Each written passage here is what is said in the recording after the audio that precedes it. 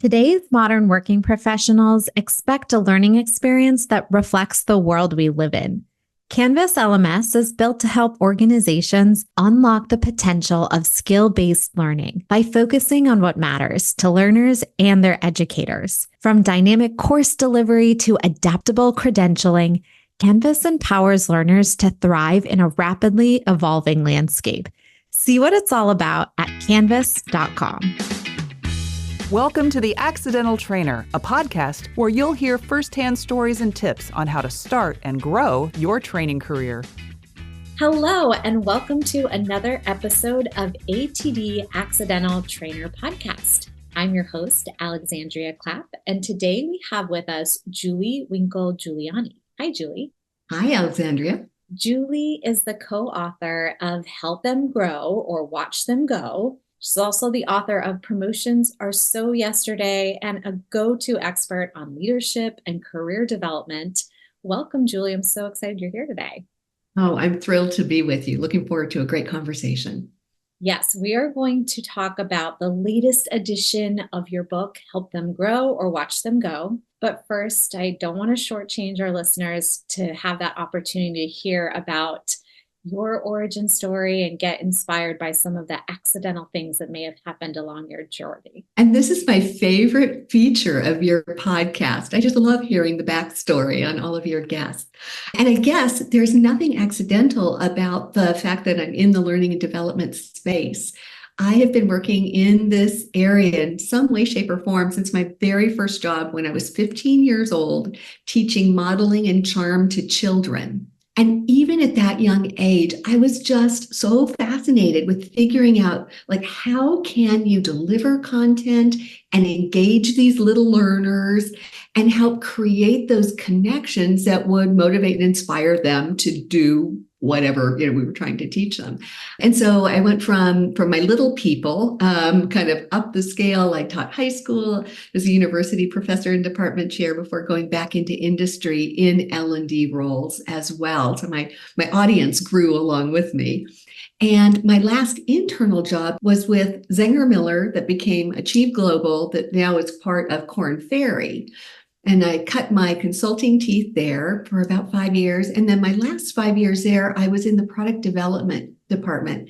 And so I was creating and also leading the teams that created these really scalable leadership, sales, and service curricula that are in some cases still used in organizations around the world. And that gave me a great springboard. And oh gosh, it was 2000. Oh my gosh, it was a long time ago now that I think about 24 years.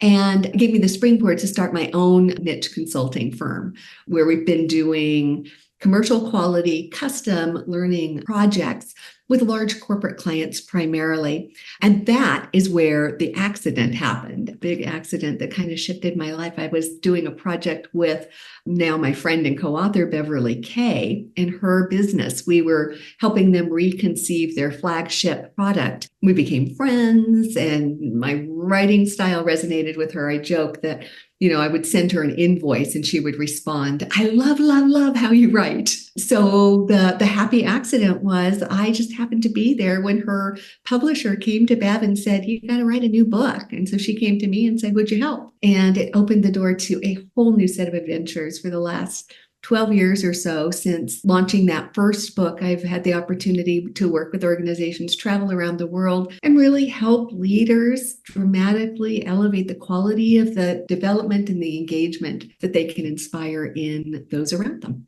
So did your focus shift as well? Were you always sort of in the career development and leadership development space, or I know you had mentioned being in consulting and in L&D, but was it this specific topic as well? My focus tended to revolve around the kinds of skills and content areas that demand excellence of communication. And so a lot in terms of leadership, sales, and service. I would say I developed more expertise in the leadership arena. And then, of course, career development is sort of one corner of that I've got to just now have the opportunity to just build out in a lot more detail. Oh, I like that you said communication, because I think that is sometimes the advice I have for younger folks, that part of having a career development opportunity is either, first of all, creating the space or making sure that you're bringing up the conversation in the first place. So depending on which side of the relationship that you're on. So that's really cool. Great advice that you're giving folks. And even more broadly than that, communication at its core is probably, the most human skill that we bring to all of our interactions and a key to effectiveness no matter what our jobs are. So I know you have lots and lots and lots of very specific, very practical advice that is all packaged nicely. And this is now the third edition of this book. So tell us why a whole new edition? What's a little bit different? And there's still things to be changing and growing. I mean, it's cool because so many people say that's like a hard thing about a book. You always have ideas that are iterative and changing and growing. So it's fun to see that you're actually going back and adding to it. But tell us why that happened. What are those differences? Yeah, and it has been fun. I mean, you characterized that just right. I asked the same question when the publisher came and said, it's time for a third edition. My question was, why? And as I started to unpack it, what I realized is what we aspired to do was to create a book that was timeless, that had evergreen advice. And I think we did that in large part. I think a lot of what was in the first and second edition is good, solid advice that made sense then and makes sense now. What's changed, though, is the context within which those skills and behaviors and tools come to fruition. I mean, things are way more ambiguous and uncertain today. The focus on skill gaps just in the last 5 years has become enormous, as your audience well knows. We are experiencing an 11-year low in terms of engagement, according to Gallup. We've got now AI on the scene. Customer and stakeholder expectations have never been greater. Retention, recruiting. I mean, it's just the last 5 years have introduced a whole new set of challenges and complexities. And so as we were looking at the content, our opportunity really was to refresh and update it in a way that would make it really actionable and accessible given how the world operates today. So, for instance, one of the big changes in the third edition is we've introduced a whole new chapter on developing at a distance. Because even 5 years ago, that was kind of more on the exception than the rule side of the equation. And so leaders are struggling and employees are struggling with, how do I get the growth that I need to be effective today, to future-proof my career for tomorrow, if I'm not there at corporate headquarters day in and day out? We've got a focus on psychological safety, because so much of development really boils down to the quality of the relationship between the manager and the supervisor. And if there's not a psychologically safe environment, people are not going to open up and share that really intimate stuff around hopes and dreams and goals and aspirations and fears. And so what we were able to do in this edition is really bring those classic approaches up to date to meet the challenges of the day. I love that because we were just talking to Jared Cooney Horvath about learning transfer and how hard it is to take skills into new context. So the fact that you're saying you're helping make it make sense in this new context, even if it's a skill that someone already has, just the fact alone that they're in a new context can make it really hard to apply. So this is just a great way to build off of our last conversation. And I know you mentioned this whole new chapter about supporting career development from a distance. So maybe that's a fun place to start because I see this request all the time from our ATD community. They have remote or hybrid work environment, and that was different than what they used to do before the pandemic. And so they, have been doing career development or leadership development, but now they need help or resources to navigate something that's new. It's a different dynamic. And maybe there are people who have had careers that have only been remote. And then they have folks who have experienced the change themselves. So I would love to hear some of the strategies, what you recommend, what lives in that chapter. Yes, yes, yes. And it's really kind of an extension of what you were saying before, this transfer of existing skills into a new context, right? So when the pandemic hit, when we were all sent home to our corners, we got in touch with a new form of bias, proximity bias. And leaders and managers had to start really kind of checking their assumptions and their mindsets and their behaviors because we could see, the inequity that presents itself when you have some folks who are, right there in the mix day in and day out, and others who are unfortunately sometimes out of sight and as a result, out of mind. And so when we sat down to write this chapter, we thought, let's draw upon the wisdom of the luminaries, the folks who figured this out and are doing it well. And so we reached out to thought leaders and organizational leaders who were demonstrating exceptional results in this regard and scheduled interviews with gobs of people, expecting to be able to bring to our readers a laundry list of 85 new things to do to get this right. What we heard time and time again was this: you got to do everything you would do with people who are co-located, but be more intentional about it.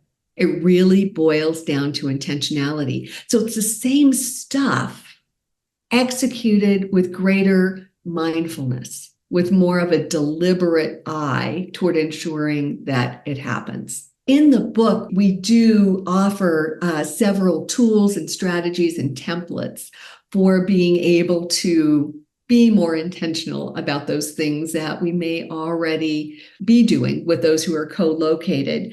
Things like translating some of the rituals that we might have when we're in person, finding the remote application of that so that folks don't miss out on that. One of the things that's really key is recognizing what is organic and orchestrating some of that in the remote realm. And probably most important is really to recognize that people who are not co-located are missing out on what we refer to as a whole invisible curriculum. When we're all together, there are skills being modeled. There are cues being dropped. There are things happening. You're in a meeting and you see some weird looks between a couple of people in the meeting. And after the meeting, you can ask your boss or a coworker, hey, what was going on there? And understand maybe some of the business context or some of the underlying tensions. There's this whole invisible curriculum there that those who are not co-located, even if they're zooming in, on those little tiles, you just don't get the same experience. And so leaders really need to help people kind of decode that and bring voice to what literally they cannot see as a way to help those who aren't co-located better understand the culture and the rules of the road and how to be more successful. I was just going to ask you as a follow-up, what's an example? I want to go back to, you had said intentionality. You're going to have to orchestrate some of the things that happen organically in an all in-person environment. I see that happen a lot in the context of conversations about culture, building community, and that might look like adding time to the beginning or end of a meeting or having some clear moment in the agenda where we're just going to talk for 2 minutes and everyone gets to vent, or you share something, or little examples like that immediately made me wonder. I know you started to give this example of, oh, there's these weird nonverbal cues that are happening, or maybe like body language that may or may not be picked up in a Zoom call. So as I'm trying to play that out, I'm like, okay, well, the manager makes some space at the end of the meeting or finds another 5 minutes later in the day to make sure to circle back with that person. But well, first you tell me if that's right. And are there other types of examples like that? Yeah, I think that's a great way to do it. And it probably would be the kind of thing where as a leader, you So many of those cues just kind of float in, they go into the gray matter and they just mix with everything else, and you don't even think about it. It's like oxygen, it's there. And so as a leader, it's about looking at your environment more critically, figuring out what you're picking up on, naming that, labeling that, making a note to yourself about that so that you can then mention it to others who may not have seen it. And so that might look like looping back. And I love what you're saying, 5 minutes. This doesn't have to be big, massive, it's just 5 minutes to say, you might not have seen, there was a little bit of tension between these two departments. I picked up on it, and it may be because of this. And there was some hesitation when we asked so-and-so if they would take on this action item. And so we may need to follow up on that. I'm not sure, it's just my impression. We may want to stay a little close as we move forward on that. So that could be, 5-minute follow-up with the person, or it happens during your next one-on-one. And you set up the ritual of, let me download some of the stuff that I've seen that might help inform your effectiveness. The other ritual that I really love is starting one-on-ones with a dedicated time to talk about development. And some leaders are doing a really great job. You have to do it right. You have to have the right relationship in order to pull it off, kind of back to that psychological safety. But to ask the person, I'm sharing with you what is invisible to you. I'm going to make visible what you can't see. Is there anything in your work that's invisible to me that I should know about, that I'm not seeing? Because when we're co-located, you walk by somebody's cube and you see them pulling their hair out. That's a pretty good cue that maybe you want to ask, hey, is everything okay? What do you need? But we don't see that when we're off in Zoom land or remote. We pull our hair out in private. The way that you're framing this, bringing voice to what someone can't see, it makes me think about how in a remote environment, you are forced to rely more on learning science principles. It makes me think of cognitive apprenticeship. And there's different names for this depending on what research that you're using, or if you're just using informal language. So some people might call it articulation. I call it thinking out loud, when you make sure to describe a thought process or some of the prior knowledge and context and backstory and institutional or whatever the things are that you mentioned before. Maybe they're just sort of happening automatically in your brain, and it's making sure to make that explicit and put it out in front of the person, whoever you're working with. And then just love that you mentioned that can be a bi-directional channel, because that is also part of the cognitive apprenticeship model, like teacher-student, student-teacher. So just so fun. Well, and and the other word that I use a lot is narrating. You're narrating what is going on that somebody might not be able to see, the old radio days, or listening to a football game, on the radio rather than watching it. The words are what help you to understand what's going on. But the other thing in terms of teacher, student, student, teacher, the leader learns in the process of doing this. That additional cognitive effort, the attention to label, to think about what I'm doing and what I'm seeing, is going to raise their consciousness, because so many leaders are unconsciously competent when it comes to this kind of stuff. And going back to becoming conscious of it can help us be that much more attuned to the environment, communicative about what's going on, and so on. Okay, that's a really nice segue for my next question. And it's not just for leaders, could be managers, but it made me think about common mistakes, because a lot of times you're learning as you go to do leadership development and career development. You're in a new position and a new skill that you're flexing. So I'm sure that there's a handful or maybe more of the most common mistakes when it comes to career development. So what are those, and can they be avoided? Let me start with an answer to the second question. Yes, they can definitely be avoided. And we offer some really concrete ways to avoid them in the book. The biggest mistake managers and leaders make is they don't do it. for any number of reasons. Number one is typically time. People feel like they don't have time. That's why I said, I love what you're saying, 5 minutes. We're not talking about 3 hours, making it a big summit. So a lot of leaders don't do it because they don't have time. They're afraid if they start developing people, then they'll become more attractive and they'll maybe grabbed and drugged down the highway or down the hallway to other positions. A lot of leaders, managers, they avoid the conversations because they are working off the assumption that everybody wants a promotion. Not true. I mean, my research is crystal clear on that. So not doing it is the number one mistake I think that folks make. But then when they step over, get past that and actually start doing it, one of the most common mistakes that we see is picking and choosing who you do it with. Thinking career development is just for those high posts, the emerging leaders, the ones, the bright, shiny stars that we see going somewhere. And certainly you want to offer them development, but the development that we do for the other 90% of the population is what's going to drive the vast majority of the results that you're looking for.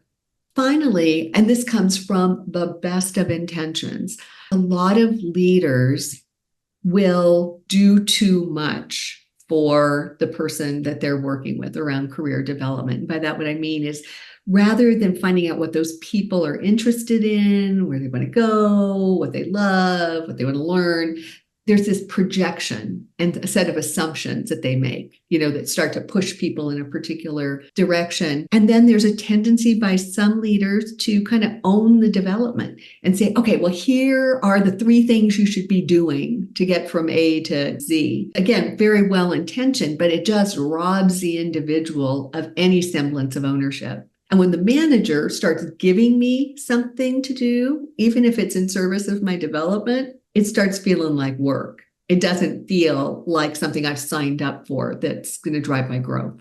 I have so many thoughts popping into my head as you describe that. I started to think about how there's usually a lopsidedness in terms of career path and career development mobility in an organization, from team to team, even maybe from role to role, even in the same team, where it's like I see other people who are years ahead of me and roles ahead of me, so I can see what I can turn into. And someone else, maybe they don't see that. So then it's not clear. It made me immediately think, oh, if your manager or someone in your organization is sort of telling you like, this is the path for you, that might be nice compared to someone who doesn't have any visibility or doesn't see an opportunity. And maybe there's one there, again, just goes back to the intentionality of starting to have those conversations.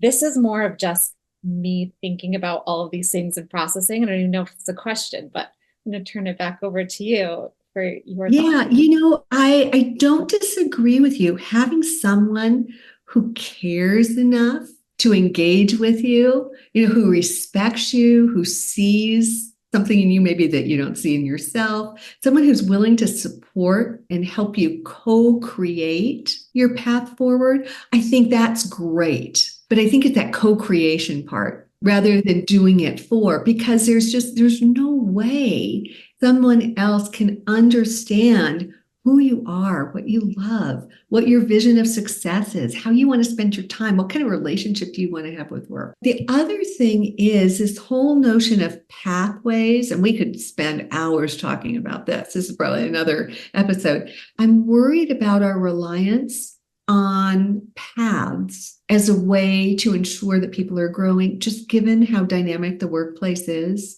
How the nature of the jobs we're going to be doing in just a handful of years is changing. Getting really committed to a path may take you down a road that's not leading you to a relevant, vibrant, thriving career. One of the things that I'm working with folks focus on a lot is let's stop talking about what people want to be, and linking it to titles and roles and these boxes on the org chart that might or might not be there. in a handful of years. Let's instead really dig down to what is meaningful and relevant and sustainable, which is what they want to do. Because when we understand what people want to do, we can align those aspirations with skill building, with ways to contribute to the organization in any number of ways, and with a lot greater flexibility and agility than these, firmly established, cast in concrete sort of paths. The folks who either they're listening for themselves and their own personal development, or maybe they're supporting individuals in their organization. And my question is, can an individual use this book to, whether it's managing up or it's sort of taking charge and the ownership of these intentional career conversations? The audience feels like it could be for managers or for leaders. How does it work when you want to initiate it and you're the individual contributor trying to just figure out, and you don't know what you want, but you want to have these conversations? Great question. And yeah, the book is overtly written to the manager or the supervisor. So, if you're an individual contributor reading it, you're going to see that perspective. But each of the chapters is written in a way that's very tactical and could easily be twisted to the other side. So for instance, central to the book is this hindsight, foresight, and insight model of questions and the conversations we engage in to drive meaningful career development. Where there are questions, it's written to a leader, ask your people this. But if I'm reading this for myself and looking at it from my own perspective and my own career perspective, I need to have the answers to those questions. And I need to be reflecting on that. And I need to take the time, if I don't have an answer, to, figure it out. And so by going through that kind of a reflection exercise, I can then be really well poised to go to my manager and say, hey, could we talk about my career? And let me volunteer some information that I've been thinking about that might give you some visibility to where I'm coming from. Many managers would welcome that, because one of the things that I hear from managers all the time is, one of the reasons I don't do this, I don't know how. It's uncomfortable. What if I ask a question and they don't have an answer? So when somebody goes to their manager, having already engaged in some really meaty reflection, that just takes the load off the manager's shoulders. But the other way I might suggest that people think about reading the book as an individual contributor is, in days gone by, the development relationship was like an exclusive one, manager and employee. And that was where all the development conversations happened. And that's where the goal setting happened. And that's where the feedback happened. But in today's distributed organizations, managers, leaders, they have, in some cases, pitifully little perspective and connection with employees. And sometimes it's coworkers who see more of you, understand more of you, can support your efforts more than even your boss can. And so I talk with a lot of organizations when I'm consulting with them, is how can we turn career development into a team sport where individuals are supporting one another, where it's right there in the moment, closer to the workflow, where I can get feedback, encouragement, support, brainstorming, thought partnership in terms of the growth that I'm looking for. I think this is a good place for me to ask my question about talent hoarding, because maybe you've done this reflection and you've decided, I've decided what's meaningful to me and how I want to grow is to do this project that is not related to a job task that I'm doing right now in my current role, but it'll be a growth opportunity, flex, really cool. And it lives in this other department or this other team. And I think as we shift to skill-based strategies in organization and career development, there's not an easy way to get that. It's like, well, you don't really do that. We'll have to see. And it gets like postponed. So I know you talk about talent hoarding in your book. Can you tell us a little bit about that? Can L&D professionals help to mitigate that or influence teams to, remove the barriers so that you can hop over to another team or project and do something that doesn't live in your existing role right now? Yes, and yes. So talent hoarding really speaks to the mindset that leaders bring to development and resource allocation. And it speaks to kind of scarcity mentality that, these are my people.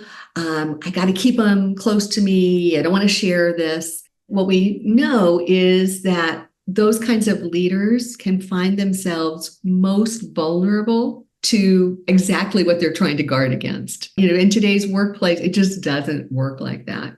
The leaders who tend to be more effective and better able to both develop people, but also have a constant stream, a pipeline of talent that they can keep bringing through because they're so good at developing people, they tend to have a much more abundance-based sort of mindset, and they see talent as an enterprise-wide resource to be shared. They see that losing someone to an internal department, not great, but sure better than losing them to the competition down the street.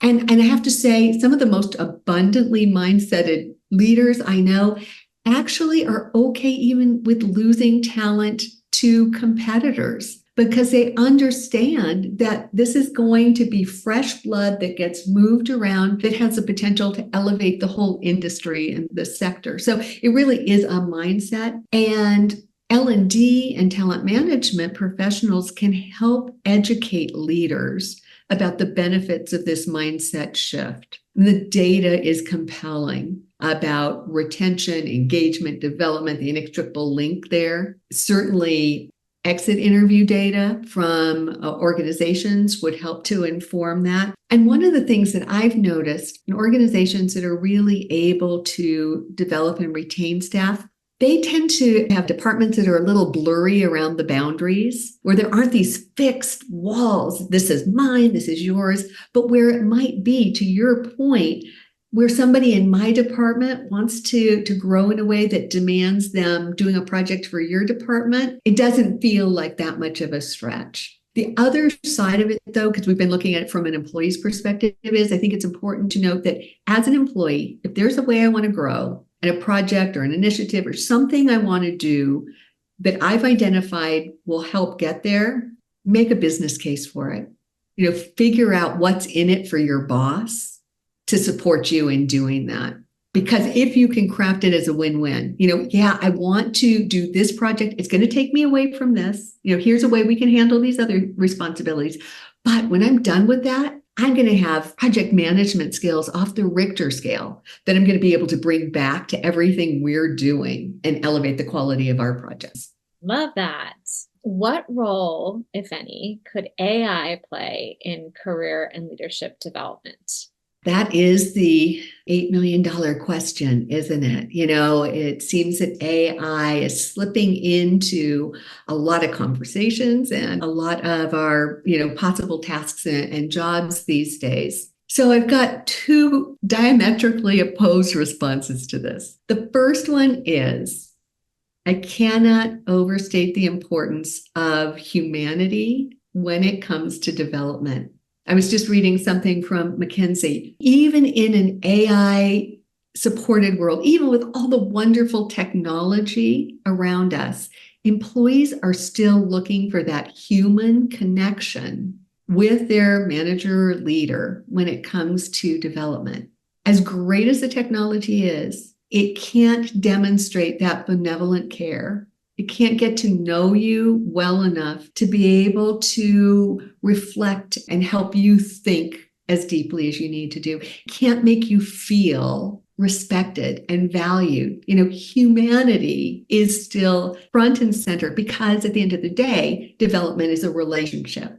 Now that said, and a full stop, I want to really be emphatic about that as I contradict myself a little bit now.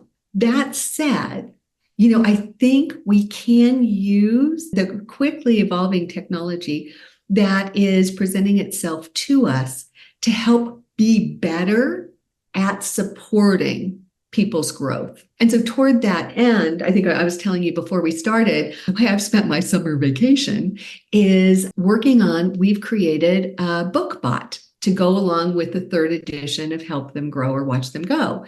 Coming out of a learning environment and a learning background, I know that a book is great. It's a wonderful way to share content, but it can only do so much. And so I've always felt like, what can we do to help people develop the confidence to take the ideas they might have and actually apply them to their real lives? And so this book bot is trained on all of our Help Them Grow content. And it is a custom GPT where people can go and they can start planning a conversation and feed in what they know about the employee and get some feedback about what questions might you want to ask? How would you organize that? You can practice that conversation with the bot playing the employee, so you can kind of work out the kinks. You can assess various skills, have a thought partner in terms of generating development activities. And so it's a great transfer of learning tool, helping a manager or a leader really begin to act upon the intentions they might have when they close the cover of the book. I love it. I want to go back to what you said about the humanity piece. It made me think of how there's like these studies that say the number one predictor of a long life is like not your diet or like your exercise or how much sleep you got, but your social network and how much community and social connections you have. So, I mean, maybe there's studies about this, maybe there's not. Just, I don't know, that it makes sense that in the context of your work and your career development, that you need to have that community, you need to have social connections, and it needs to be with people. That just seems like it makes sense.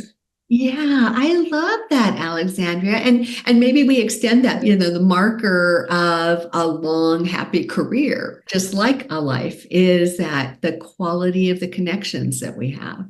I think you're absolutely right. That's a beautiful way to put it. And as I mentioned to you before, it's very fun to hear how folks are experimenting with AI and figuring out how it makes sense in the context of the work that you're doing, while knowing that it is not a silver bullet. So really fun to see how you have been experimenting with incorporating it into your new book. It's so awesome.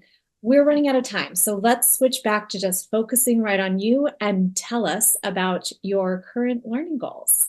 They really focus in on AI right now. About a year ago, when it seemed like everything was exploding, I could feel the fear and anxiety and, like, oh my gosh, how is this going to impact me? So I've really dedicated a good deal of time and energy to doubling down on learning how it works so that I can leverage it in a way that makes sense, that supports the content, the messages. It helps to scale that, but does it in a way that preserves and actually amplifies the humanity that we were just talking about. So I have my head in ChatGPT all day long.